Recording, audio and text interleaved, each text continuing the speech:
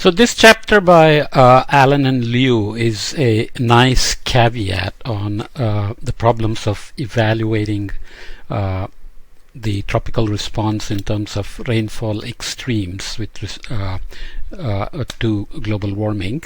The biggest problem, of course, is that when we want to rely on models to evaluate the historical response to warming in terms of extremes and then use the models to project into the future, we have to rely on large-scale variability and change in the past and then develop some kind of an analog for the future, because the extremes are always small-scale features which are not resolved by these models. And the historic response combines is a sum total of natural variability like El Nino, PDO, NAO, and so on. And there is anthropogenic warming, but the response in rainfall variability and change has to be teased out for extremes, remembering that these natural variabilities also alter the extremes and variability as well as rainfall change. So it's kind of an interesting challenge. We will come back to some of the issues of global constraints in terms of the energetics. So you can use the energy and water balance at the global scale to derive constraints in terms of radiative forcing at the surface, top of the atmosphere, and how that should change overall rainfall, and how rainfall extremes depend on the microphysical part, which is not completely resolved by the models, parameterized mostly. Thermodynamic response in terms of the humidity changes, and circulation changes in terms of dynamic response. So here we just look at a few ideas to see how a large-scale constraint can be developed and how it can help us constrain future projections of extremes in these models, which resolve the large scale and the temperatures better than rainfall. And to make that point, we can start by looking at the historical changes in temperature. So we are looking here in tropical mean surface temperature, column integrated or near surface water vapor, precipitation, and top of the atmosphere net radiation for atmosphere only climate models using prescribed observed sea surface temperatures and sea ice, and a combination of satellite based and surface observations. We are looking here at the period of 1980 to 2016. We'll make this point a little bit later on again, but the AMIP models, or atmosphere only climate models, which comes from Atmospheric Model Intercomparison Project 5, which are the models used in the AR5 Assessment Report 5, which was released in 2014. CMIP 6 AR6 is coming out this year, 2021 and 2022. He and Soden have a paper in 2016 showing that the SST biases in the coupled models used in IPCC evaluation and projection, climate assessment and projection, can produce biases in rainfall which affect future projections as well. So AMIP5 is used with that logic, because in AMIP you give it prescribed sea surface temperatures, so you have a better comparison with observations, which can be seen here. So the AMIP5 climate models and the satellite observations are shown here, and you can see that the model simulations used end in around 2009 or so, and they compare relatively well with the observations. Here moisture compared with surface observations and satellite observations, and again you can see that the models agree reasonably well But when you go to precipitation, you can see that the model range is larger compared to temperature and precipitation. So these are multiple models used with this range or the regression uncertainty shown with this gray band. Nonetheless, just think of it as different models producing slightly different variability and change. Okay, and in AMIP5 the sea surface temperatures are prescribed, and land is also prescribed in some form, and sea ice, of course. Okay,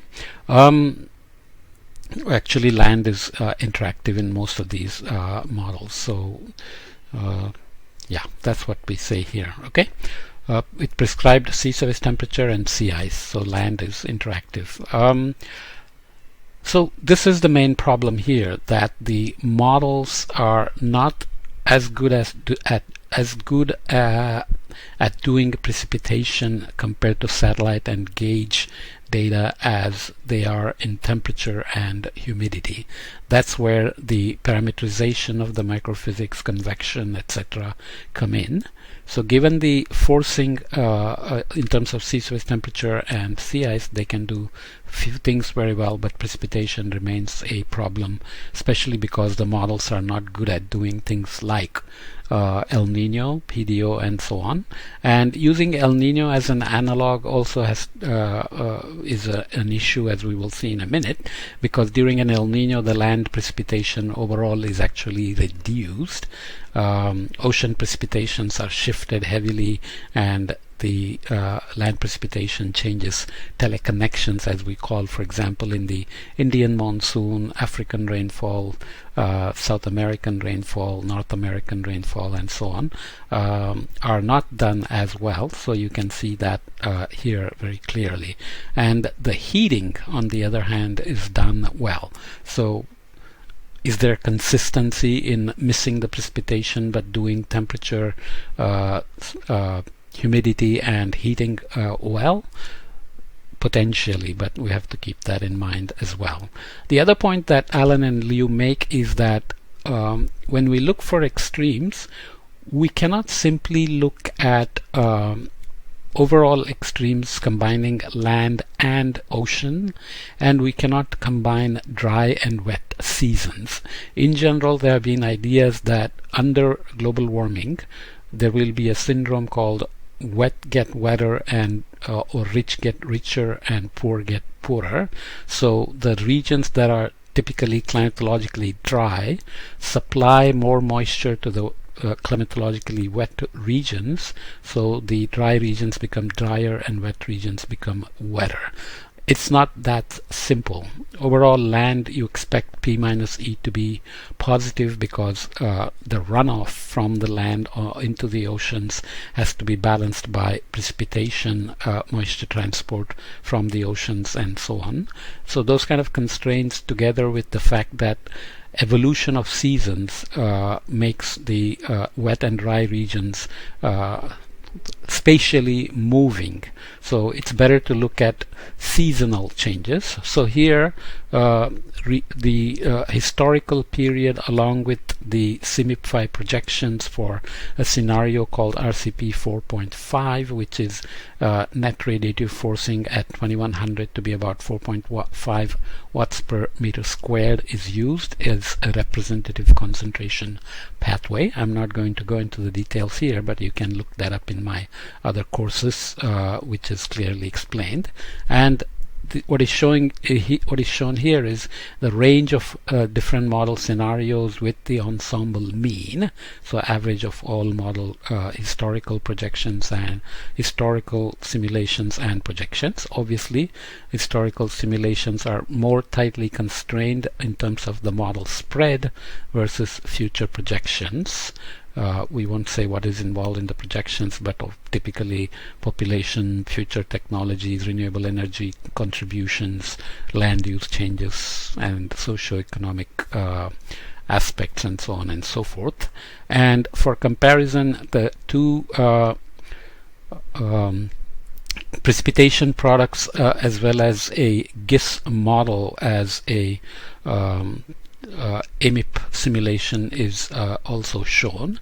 So that is here is a thin line. Obviously for the future projections AMIP models cannot be done because we don't have observed sea surface temperatures, which is why we need coupled models. So we are kind of stuck in terms of biases and their impacts on rainfall and extremes in coupled models, but having to rely on them for future projections. What is the point? The point is that despite the model problems in terms of their ability to produce El Niños, hence precipitation and precipitation changes and hence extremes, you can see that wet regions do get wetter in the future, and dry regions do get drier when you look at seasonal changes.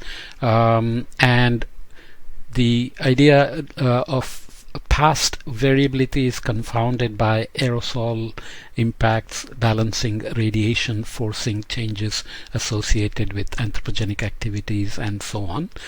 In general, aerosols are a problem in the sense models don't necessarily always do them well or do them at all, but we have to deal with that. And what we are trying to do here is to see if global global constraints and large-scale patterns can be used to understand extremes in terms of response to warming. Plus, this little warming that's seen during this historical period here is manifest in terms of variability and change as well as extremes. So teasing out the natural variability of El Nino impacts, PDO, NAO, and other modes impacting precipitation change and extremes versus anthropogenic component influencing precipitation change and extremes is not easy. So just remember that. That's the main point of this chapter. But you can add a little bit more details. What we are looking at here is responses in 5-day mean precipitation to tropical wide mean temperature in percentage per Kelvin across percentiles of precipitation intensity over global tropics and tropical land. So there are a few points you can see here. In the lower percentiles, there are negative changes in terms of precipitation per degree warming. Okay, so percentage change per Kelvin when you look at tropical ocean and land. So GPCP data and the AMIP simulations shown here in brown are essentially agreeing in the sense the lower percentiles are decreasing, whereas the upper percentiles have increased over the historic period. When you look at the CMIP 5 and the future projections, they are not as well capturing the well, let me see. Historical CMIP 5 is somewhat similar as AMIP and observations, but the scaling compared to Clausius-Clapeyron, let's say 1 degree Kelvin warming would give you 7% increase in humidity, but what should it mean in terms of precipitation change and extreme change, right? So the percentage change varies more than 7% in some places in observations, which is called super Clausius-Clapeyron scaling, and so on.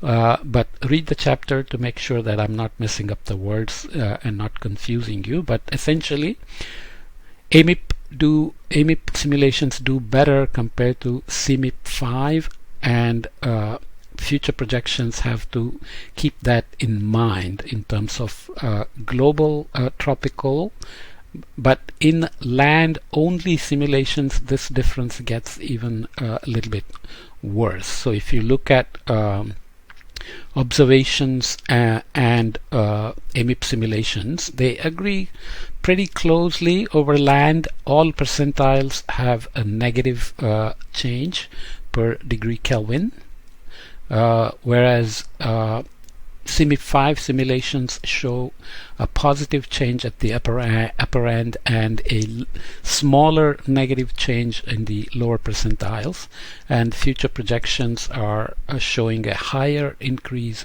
in the upper percentiles and a lower decrease in the lower percentiles.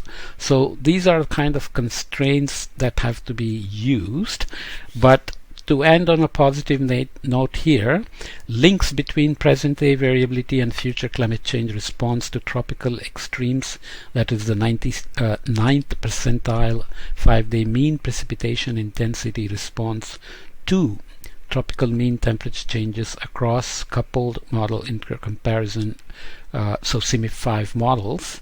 The correlation of variability in the present day change and future changes are highly correlated. So maybe this evaluation of large scale present day patterns to understand extreme response to warming is providing a reliable framework to constrain future projections as well, because this correlation is reasonably high between present day change or observed change and projected changes in 99th percentile precipitation extremes to tropic-wide warming. Okay, so just remember that we will come back to energy constraints later on, but large-scale evaluation is needed for present-day constraints to evolve present-day understanding to constrain or understand better the future projections in coupled models, because models do not resolve actual scale of extreme precipitations, but we can use large-scale evaluations to better constrain these unresolved processes and the projections made without explicitly representing those small-scale processes. Okay, I hope that's clear.